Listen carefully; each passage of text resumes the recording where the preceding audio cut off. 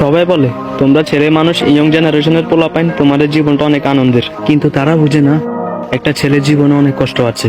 একটা ছেলে ঘরে বসে থাকলে টাইম নষ্ট করতেছে, ঘর থেকে বাইর হলে ছেলে খারাপ হয়ে গেছে, আড্ডা শিখে গেছে।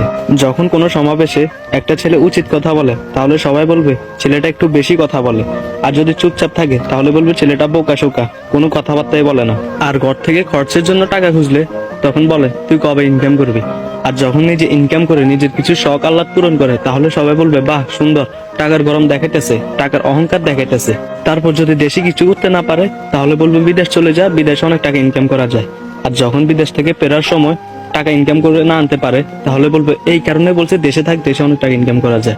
আর লাস্ট একটা ফাইনাল কথা হচ্ছে, একটা মেয়ে যদি এক ফোঁটা চোখের পানি পেলে হাজারটা মিথ্যে কথা বলে সবাই বিশ্বাস করবে, আর একটা ছেলে যদি সারাদিন কান্না করে হাজারটা সত্য কথা বলে কেউ বিশ্বাস করবে না, যতক্ষণ ছেলেটা মারা না যাবে।